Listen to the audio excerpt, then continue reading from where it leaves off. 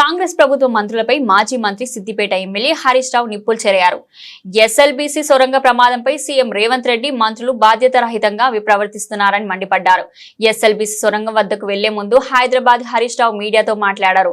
SLBC ఘటనలో సహాయక చర్యలు చేపట్టడంలో ప్రభుత్వం దారుణంగా విఫలమైందని, దాదాపు 5 రోజులు పూర్తవుతున్నప్పటికీ సహాయక చర్యలు కనీసం ప్రారంభం కాలేదు.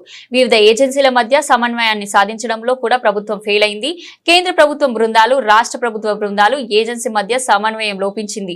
వీరికి డైరెక్షన్ ఇవ్వడంలో రాష్ట్ర ప్రభుత్వం పూర్తిగా ఫెయిల్ అయిందని హరీష్ రావు తీవ్ర స్థాయిలో ధ్వజమెత్తారు. మంత్రులు అక్కడికి వెళ్లి హెలికాప్టర్లలో టీవీ ఇంటర్వ్యూలు ఇవ్వడానికి పోటీ పడుతున్నారు తప్ప సహాయక చర్యలు చేపట్టడంలో పూర్తిగా ఫెయిల్ అయ్యారు.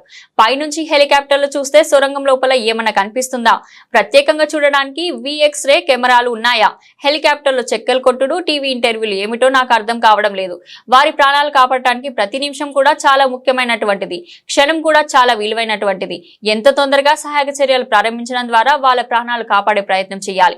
లోపల ఆహారం లేక, తాగునీరు లేక చావు బతుకుల మధ్య కొట్టాడుతున్నారు. వారి ప్రాణాల మీద రాష్ట్ర ప్రభుత్వానికి శ్రద్ధ కరువైందని అనిపిస్తుందని హరీష్ రావు పేర్కొన్నారు. అది పైనుంచి హెలికాప్టర్లో చూస్తే సొరంగం లోపల ఏమన్నా ప్రత్యేకంగా చూడడానికి వీళ్ళకి ఏమైనా ఎక్స్రే కెమెరాలు, కళ్ళు గిట్ట ఉన్నాయా? ఆ హెలికాప్టర్లో చక్కర్లు కొట్టుడు, టీవీలో ఇంటర్వ్యూలు ఏందో నాకైతే అర్థం కాలేదు. ఇప్పుడు మీరు కనీసం ఇలా 5 రోజులు అయింది, ప్రతి నిమిషం కూడా చాలా ముఖ్యమైనటువంటిది. వెయిట్ చేశాం. కానీ బాధ కలిగే అంశం ఏంటంటే ఇప్పటి వరకు ఒక్క అడుగు ముందుకు బల్లే. There is no direction. దాదాపు 10 ఏజెన్సీలు ఉన్నారు. ఒక్కొక్కరు వెళ్తున్నారు, ఒకరొక మాట చెప్తున్నారు, ఒకరొక మాట చెప్తున్నారు. మేము మీడియాలో చూసిందో, పత్రికల్లో చూసింది చెప్తున్నా నేను. బీహార్ నుంచి ర్యాట్ వాళ్ళు వచ్చారన్నారు, NDRF వచ్చిందని చెప్పినారు, లేకపోతే వేరియస్ టీమ్స్ వచ్చినాయి. నేవీ నుంచి వచ్చిందన్నారు, లేదా కాశ్మీర్ నుంచి ఏదో టీం వచ్చిందన్నారు, ఛత్తీస్గఢ్ నుంచి టీం వచ్చిందన్నారు, మన సింగరేణి నుంచి ఒక టీం వచ్చిందన్నారు. What is the direction? అది ఎవరు ఇవ్వాలి? గవర్నమెంట్ ఇవ్వాలి. అందరి మాటలు విని ఒక స్పష్టంగా ఒక లైన్ ఆఫ్ యాక్షన్ ఇచ్చి దాన్ని వేగవంతంగా చేసి వాళ్ళని బయటకు తీసుకొచ్చే ప్రయత్నం చేయాలి. అందులో పూర్తిగా ఫెయిల్ అయిపోయింది గవర్నమెంట్. బాధ కలిగే అంశం ఏంటంటే మీ ఫెయిల్యూర్ను కప్పిపుచ్చుకోవడానికి చిల్లర మాటలు మాట్లాడుతున్నారు.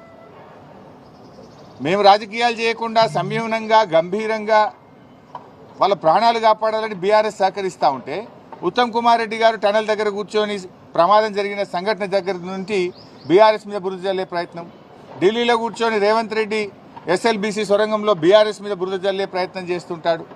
వెంకటరెడ్డి గారు అయితే ఆయన నీళ్లు, వాటర్ అంటాడు. ఆయన ఏం మాట్లాడతాడో నేను ఆయన గురించి మాట్లాడి దండుగా. సో ఇట్లా ఒక గందరగోళమైన పరిస్థితి ప్రభుత్వంలో నెలకొన్నది. ముఖ్యమంత్రి మాటకు, నీటిపారుదల మంత్రి మాటల మధ్య పొంతన లేదు. మీరు బీఆర్ఎస్ని విమర్శించడానికి ఇది సమయమా? అసలు బీఆర్ఎస్ విమర్శించే నైతిక హక్కు మీకుందా? అంటే తమ తప్పును కప్పిపుచ్చుకోవడానికి ఇతరుల మీద నెపం నెట్టే ప్రయత్నం చేస్తున్నారు.